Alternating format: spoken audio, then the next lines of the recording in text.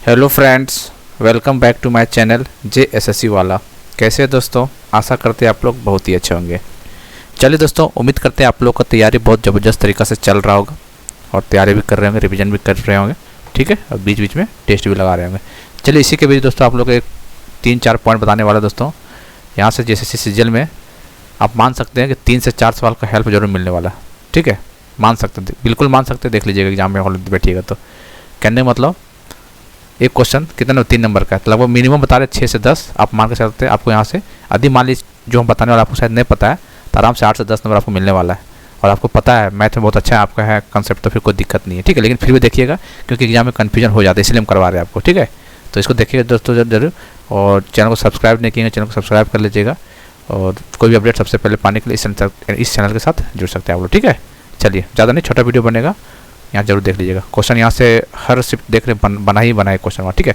4 point आपको बताने वाले, वो पॉइंट को याद रखिए, कन्फ्यूजन हो जाता है इसलिए बता रहे हैं, ठीक है। देखिए दोस्तों, पहला ये यदि दो रेखा लाइन दे दिया, ठीक है, एक लाइन ऐसे करके, ठीक है। ये दो रेखा A1x plus B1y plus C1, ये लाइन 1 है और ये लाइन 2, इसका कंडीशन ये वाला दिया हुआ है यहाँ पे मान लीजिए। और एक लाइन है A2x B2y C2, ये वाला लाइन, ठीक है, इज इक्वल टू 0 है, ठीक है। एक दूसरे का समांतर है, मतलब एक दूसरे को पैरेलल ये लाइन, ठीक है। तो कंडीशन क्या होता है दोस्तों? पहली बात पैरेलल का कंडीशन तो ये पता होना चाहिए, क्योंकि जो कि लिखा हो M1 इक्वल टू M2 होता है। चलिए ये क्वेश्चन तो नहीं पूछता, कभी कभार पूछ देता है, ठीक है, पूछा हुआ है कभी कभी, इसका कंडीशन पूछ देता है, ठीक है। तो इसका कंडीशन याद रखना आपको, यदि 2 लाइन पैरेलल है, 2 लाइन A1 याद रखिएगा, A1x, ये क्वेश्चन आया हुआ इसलिए बोल रहे इस टाइप का, A1x plus B1y plus C1 is equal to 0, ठीक है। याद रखिएगा इज इक्वल टू 0 ऐसा नहीं, क्वेश्चन में हो सकता है ऐसे दे देगा A1x plus B1y is equal to C1, तो C1 को पहले इधर ले आइएगा, उसके बाद हिसाब से इज इक्वल टू 0 करना है आपको, ठीक है। उसके बाद कंडीशन लगाइएगा, तो प्लस माइनस में गलती कर जाइएगा फिर दिक्कत हो जाएगा फिर। तब कंडीशन क्या होगा? A1/A2 is equal to B1/B2 not equal to C1/C2, ये कंडीशन आपको एग्जाम में पूछता है, ठीक है।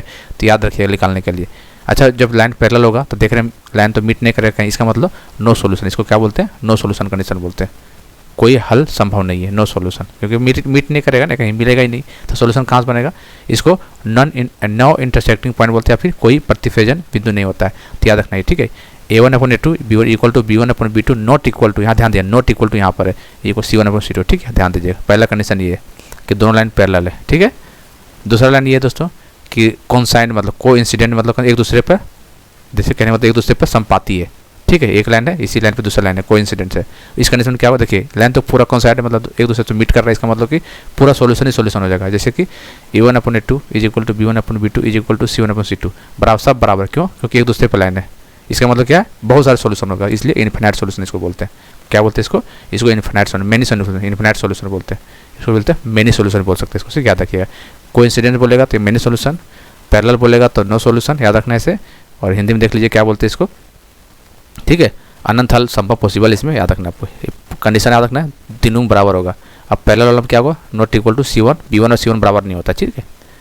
चलिए और कंडीशन देख लीजिए, if 2 line intersect at single point, जैसे कोई लाइन इंटरसेक्ट कर रहा है एक ही पॉइंट, ऐसे पॉइंट यहाँ पे ये, तो पहली बात M1 इक्वल टू M2 तो होगा नहीं, क्योंकि कट कर गया। इसका मतलब क्या हुआ भैया? 2 लाइन जब एक दूसरे कट कर रहा है, इसका मतलब एक सोल्यूशन पॉसिबल, यहाँ पॉसिबल है ना, हाँ, तो एक ही सोल्यूशन, इसको बोलते हैं यूनिक सोल्यूशन। क्या बोलते हैं इसको? क्या बोलते बताइए? अद्वितीय हल संभव, मतलब यूनिक सोल्यूशन पॉसिबल है, ठीक है। तो इसका कंडीशन पूछता है एग्जाम में, तो A1/A2 नॉट इक्वल, ध्यान दें नॉट इक्वल होता है B1/B2, ठीक है। तीनों कंडीशन याद रखिएगा। क्या बोले? एक होगा पैरेलल केस में क्या होगा? A1/A2 is equal to B1/B2 not equal to C1/C2, ये हो गया पैरेलल के केस में, जिसको बोलते हैं पैरेलल लेगा मतलब नो सोल्यूशन, ठीक है। चलिए कंडीशन होगा जब कोइंसिडेंट, मतलब एक लाइन दूसरे लाइन पर लाई करेगा, इसका मतलब क्या होगा?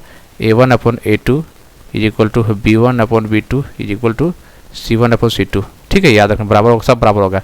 और इसमें एक लाइन दूसरे लाइन पर लाई करेगा, इसका मतलब बहुत सारे सोल्यूशन, इसलिए मेनी सोल्यूशन बोलते हैं इसको। क्या बोलते हैं? Many solution. तीसरा कंडीशन क्या है? जब एक पॉइंट पर कट कर देता है, एक लाइन ऐसे किया, एक पॉइंट पर कट किया, तो इसका मतलब एक ही सोल्यूशन है, मतलब यूनिक सोल्यूशन बोलते हैं। क्या बोलते हैं इसको?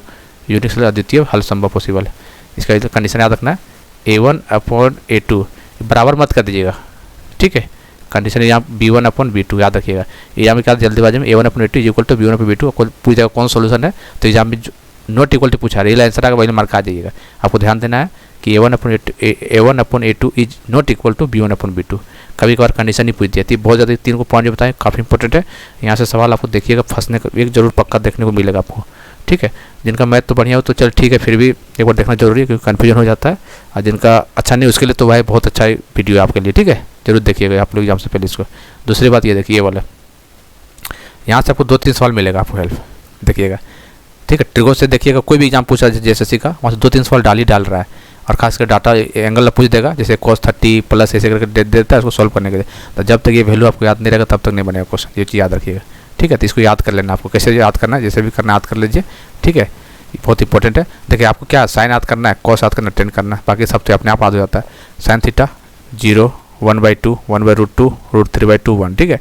अच्छा साइन और कोसेक उल्टा होता है, देखिए ये साइन वाला जो है ये देखिए यहाँ पे कोसेक उल्टा होता है, ठीक है। जैसे वो 0 है तो 1/0 क्या होता है, 1/0 नॉट डिफाइन होता है। देखिए 1/2 का 2 हो जाएगा, 1/2 का क्या हो जाएगा उल्टा 2, 1/√2 का √2, देख रहे उल्टा हो गया ना। √3/2 का 2/√3 उल्टा हो गया, 1 है तो 1 हो जाएगा। तो साइन का उल्टा कोसेक, कोस का उल्टा सेक हो जाएगा, देख सकते हैं 1 है तो 1 ही होगा। √3/2 यहाँ पे दिया हुआ है तो 2/√3 उल्टा हो रहा है ना, 1/√2 तो √2 उल्टा हो जाएगा।